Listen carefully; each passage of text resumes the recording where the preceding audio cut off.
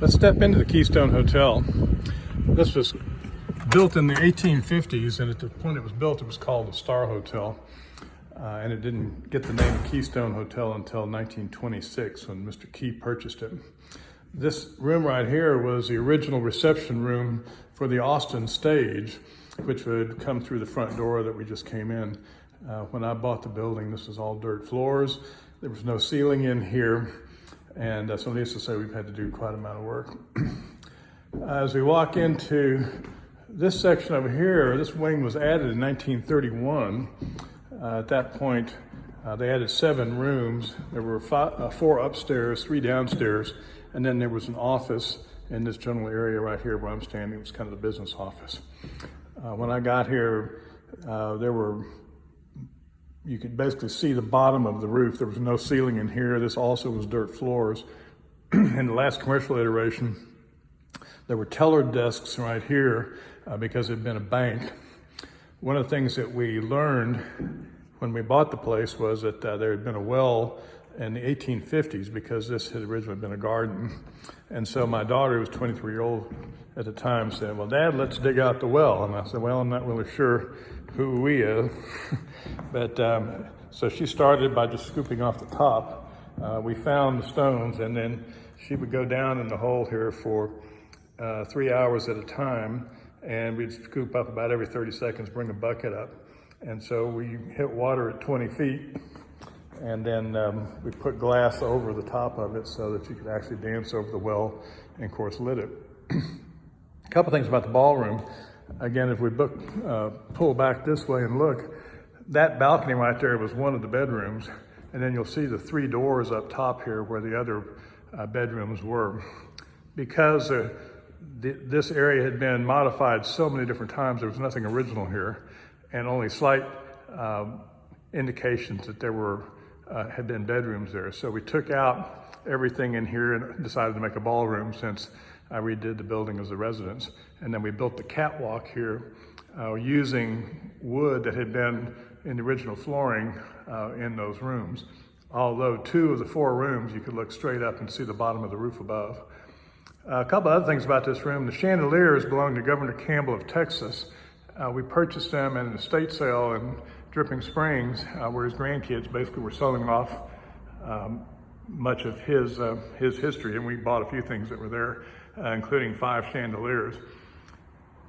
The mirror we found in LaGrange at a place called Old World Antiques. The mirror and another piece of furniture I'll show you belonged to the King of Belgium. That's 14 feet tall, kind of hard to tell in this photo, but it was a little over the top. Really hadn't planned on purchasing it until the gentleman said, "Well, if you look at the top of the mirror, you'll notice that that's a wild pig." And then on the front of the chest that I'll show you, there's a quail. And he says, "Well, what do you hunt in Lampasas?" I said, "Well, we hunt wild pig, and we hunt quail, and we hunt deer." So I asked him if he had anything that had a deer on it, and he said, well, he did. It was the front of his Ford truck. So anyway, nothing with the deer on it from the hunting lodge of the King of Belgium, but we did get, like I say, the chest. On the porch outside, sorry, we have some remnants of Mother's Day partying here. And again, we haven't finished everything yet, but this porch here had been completely enclosed. The ceiling was down 18 inches from what you see it. Obviously, this is an iconic Texas porch. So we removed the walls that were both upstairs and downstairs that enclosed the porch and took it back to its original porch design, also raising the ceiling and then replicating the beadboard that had been used on the 1870 wing, which I'll show you in a minute. Now, one of the interesting things about this place is that it was known for its food. Ms. Gracie, who was the wife of Mr. Gracie, the 2 of them actually built the hotel in the 1850s. When meals were ready, she'd ring a bell. Well, after excavating this area back here for 3 days, didn't have a clue the bell was back here, we find the bell. And this actually is the original bell from the 1860s, and if you'll see here on the back of the bell, there's the date, 1860. The bell, though, was not originally in this place here. She'd ring, from a document we found, she would ring the bell from reception. So when climbing up through the attic, we found the base for where the bell actually had been located. And when I get around to redoing the roof, we're going to do several things. But one is to put the bell back up on top, which would then allow you to ring the bell from this area right here. Now granted, we sheetrocked that area, but directly above us here is the hole, and we can chase that hole all the way up into the attic where the bell was. This was the original dining room. This is the first room that I saw when I bought the building. We came through that door back there in the back, except it was plywood. All these windows were broken out. They were also all aluminum. Well, needless to say, in 1856, they didn't have aluminum windows. So we had to have these windows made from a gentleman down in Weimar who has equipment over 100 years old. And it was his equipment that made these windows. Now we changed the design a little bit because what I wanted to do is, first of all, show the stone, but secondly, is above each window is this original piece of wood that was used to hold the frame in place back in the day. And then we had our stucco guy make the frame right here. Kind of unusual, but it again highlighted the stone. And then also there had been two posts in here where those beams crossed right there, and then right here there were two posts that when I got here were two 4x4s that were holding up the entire second floor, which had about a foot sag in it. And there was no ceiling in here at all. You're looking basically, in half of it, you're looking at the floor joists from above, and the other half, you're looking at the roof of above because they cut huge holes in here. Of course, we had to rebuild all of that.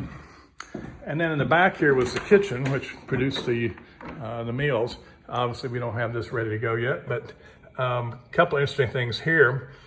When I got here, again, this has all been stuccoed, but this wall here was solid, been completely stuccoed over. And there was no fireplace there, but there was a fireplace on the back side.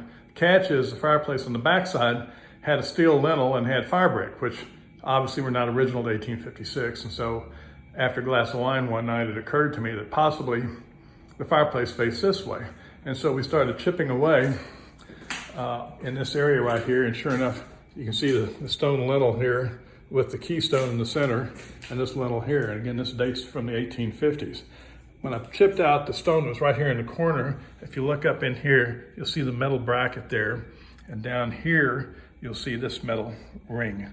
And that's where the fireplace crane was. This was totally stoned in probably about 100 years ago. And the reason is because they put in a wood stove that sat here where this fireplace was. And up here on top, when we pull the stucco away, this stone right here will replace. That's where they had vented the wood stove into the original flue of the fireplace. So pretty soon here we should have this room finished up. That's the original ceiling. They pulled the bats off of it, but we're going to replace the bats and of course repaint it. I do like a modern kitchen, so we'll have modern appliances in there. But that kitchen, Ms. Gracie said she could cook 500 meals a day just out of that kitchen, which is pretty amazing considering the size of it. And all those vegetables came out of her garden, which is where the 1931 wing was added. Going this way, we go out onto a porch that was the wing on the east side. This was added in 1870. Now when they put out the words they wanted to add on this wing, stonemasons came from around and wanted the business. And so one gentleman who was said, well, look, I can build this. And so they said, well, prove it to me. And so he made this trough right here. So this trough is a solid piece of limestone, and most people think it's a horse trough. Actually, it's a refrigerator. And the way that it works is that you would put cold weld water down here in this lower section, and then you put your cheeses and other items that you want to cool on the shelves. You take a big cloth, get it good and wet, and you drape it over the top. And as the water evaporates out of the cloth, it chills the stone. And this was built in 1870. So after showing the Gracies that he knew how to cut stone, he was then hired to build a swing. I'll step out here in the yard so you can get a view of it. Now you can tell we haven't finished all the painting yet, but this gives you an idea of what the 1870 wing looks like. 10 rooms, 5 up, 5 down. Now that section there at the end of that porch and also over here at the end of this porch were added in 1929. They took away part of the space of the porch and they added bathrooms. Prior to that, there were 6 outhouses along this fence line right here. They got taken out. So those were modern additions. Now, once I bought the building, something that I wish I'd kind of known beforehand was people started asking me about the dead body in the backyard. And so sure enough, and I'll make this brief, but there was a dead body in the backyard. It was the 15-year-old son of the Gracies who had gone out to retrieve one of their horses. I'm panning here. This is the back wing of the original stage stop, 1856 section. Anyway, so while he was out trying to retrieve a horse, he got jumped by the Indians and they scalped him. He was still alive, and so they filled him full of arrows and they brought him back and they buried him underneath this tree that you're looking at. That was 1862, and this is a pecan tree. Now in 1943, they exhumed the body and they moved him over to Oak Hill Cemetery, which is about 6 blocks from here. What's interesting is that they also moved over the hand-carved headstone, which says killed and skelped, S-K-E-L-P-E-D, by the Indians. And he was buried again right here underneath this tree. Just kind of show you briefly what the rooms are. 148 square feet. No bathroom, of course. You had those outhouses over there. So this gives you an idea of what the rooms look like. We've redone the stonework, and notice the original hand-hewn beams up there with the axe marks on them. The furniture, this particular furniture, came from the television series The Sun with Pierce Brosnan. I don't know how many of y'all ever watched that, but it ran for 2 years. It started in the 1800s and tells the story of a Texas family living in and growing over the different centuries, although they got past 2 years and the series was canceled. One thing you might also notice is that window there is larger than this window here. Now there's no indication anywhere else as to why these windows would be different sizes, since on the second floor they're the same size. But if you look at the bottom, there's a straight line to the right, and I don't know if you can tell in the video, a straight line on the left. That window had originally been a door. Again, no documentation that there had ever been doors on the front of these rooms. However, in the 1885 Sanborn map, insurance company did these maps of these towns. Each one of these rooms downstairs had a separate address. Something hadn't been finished yet. It's a dungeon right now, but this is going to be the wine cellar. It was the original cistern from the 1870s that collected water off the roof, the 2 roofs that came together here on the 1870 wing and on the 1856 wing. Move quickly upstairs. So the staircase originally, of course, was exterior. There was a wall right here when I got here, and when I rebuilt it, we took the wall out because we knew it wasn't original. Matter of fact, we knew that wall had been put in 1929. And so they closed off that wall right there, and they also closed off the ceiling. Well, we knew since the left side was built in 1856 and the right side 1870, they had been stuccoed, so we peeled that off. You can see here the actual detail, which indicated this was an exterior wall. When we opened up the ceiling, we found this that had been hidden since 1929. That's Star Hotel 1870. And so obviously that would not have been covered originally. Also check out the rafters there. That's a pretty long cedar post. The flat decking was because the roof originally was wood shingle. It didn't get a metal roof until the late 1800s. So upstairs porch, these rooms haven't been finished yet, but I'll just tell you briefly, down there at the end, the stairs, those stairs weren't there. When they put the bathroom in, they took stairs out, which again, we didn't know there was an attic here until we were working on the ceilings and realized we needed to get up there. Well, to get up there was one hole. It was where this light fixture was.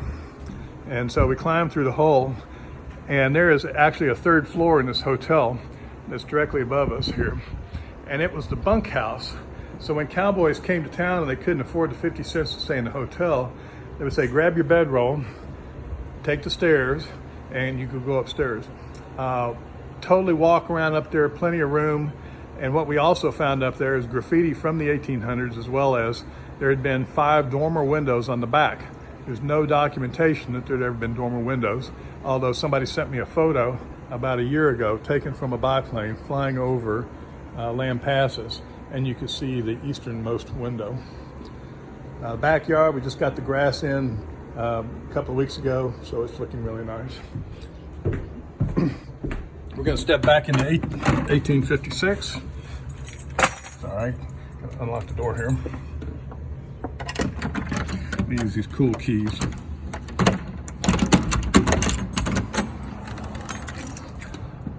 So this was Ms. Gracie's entertainment room, and so when they had guests that came in to visit, this is where she brought them. The interesting thing about this is when they were maximizing hotel space back in 1929, they cut this into 2 rooms, and where I'm standing actually was a hallway, but originally this was all one large room. And so we've tried to replicate it, and then as an entertainment room, we brought in some pieces, family pieces, to make it back into a music room. And then the room here in the back had originally been part of the stagecoach stop where you come and spend the night. When we got here, this had been cut into 6 rooms. You can see on the floor there, this is 1929 flooring, put walnut in to kind of give you the detail. Obviously, we've completely redone this section here. The barn doors are not original. And then we walk into the bedroom. So the area that I'm standing in right now was a huge hole, as was over there where that chest is. Basically came out almost to the center of the room, so we had to rebuild this. Now the flooring here is 1929 flooring. It came from, actually 1931 flooring, came from the wing over there. We had the closets made by a gentleman out of Austin.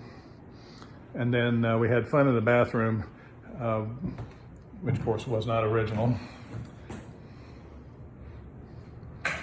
It may give you an idea of what it looks like now. Anyway, that's the Keystone Hotel, and there's lots and lots of history that I won't bore you with, but hopefully you all can come up and visit sometime. And let me show you, I know we had some of the Model Ts and Model As that came up for our open house in July of last year. We had them all parked on the street out front, which was a lot of fun. Thank you for watching. Actually, before we go, I'll walk you over here onto the catwalk. So here we are in what had been one of the bedrooms now, and looking down into the ballroom.